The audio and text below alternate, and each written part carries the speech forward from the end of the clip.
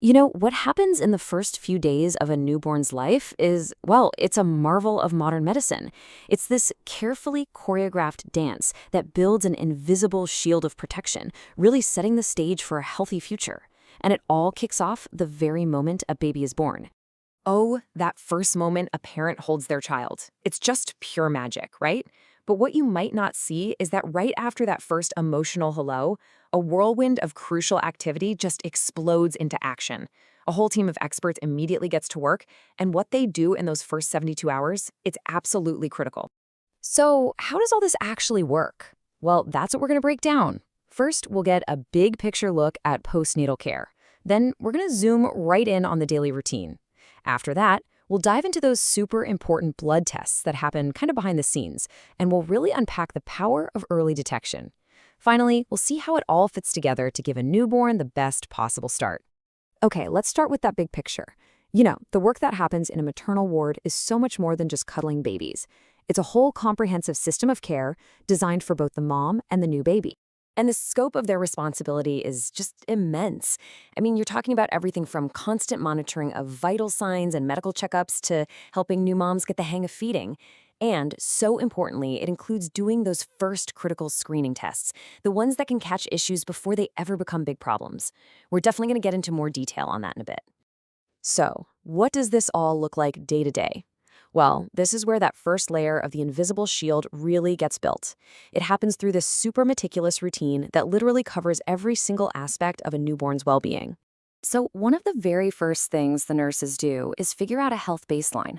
They're constantly checking vital signs, breathing rate, pulse, blood pressure, temperature, just making sure everything is sitting right in that normal range for a brand new little human.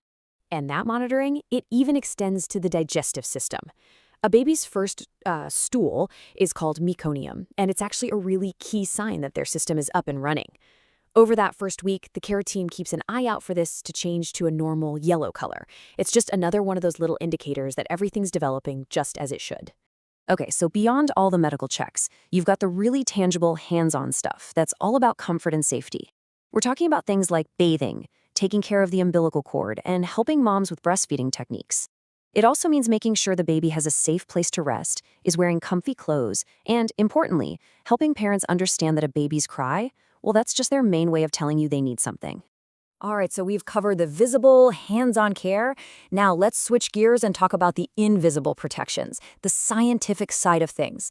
This is where modern medicine gives us this incredibly powerful look beneath the surface to catch potential problems way, way early.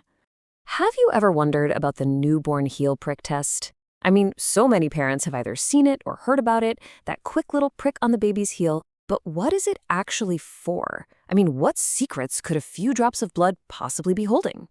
It might look really simple, but this procedure, which is called newborn screening, is honestly one of the most important public health achievements of the last century. Seriously, it's our first proactive way to check for some rare but very serious health conditions.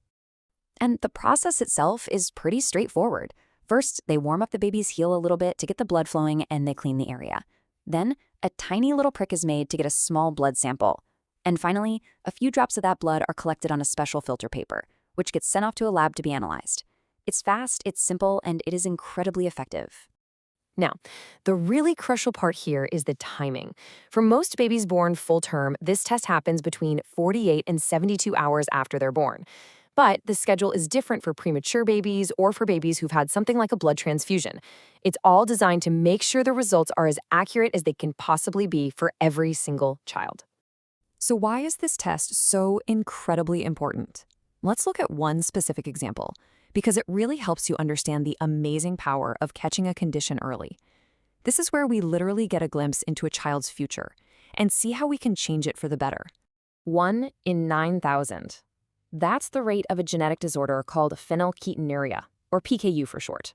Now, that might sound pretty rare, but when you think about how many babies are born around the world every day, it actually affects thousands of kids each year. So what exactly is PKU? Well, it's a genetic disorder where the body just can't break down a specific amino acid called phenylalanine. You find this stuff in most proteins, and if that amino acid builds up in the body, it actually becomes toxic to the brain, and it can cause irreversible damage. And believe me, the consequences of not catching this are severe. An untreated buildup of phenylalanine can lead to profound intellectual disability, seizures, and a whole host of other really serious health problems. This is exactly what that simple heel prick test is designed to stop in its tracks.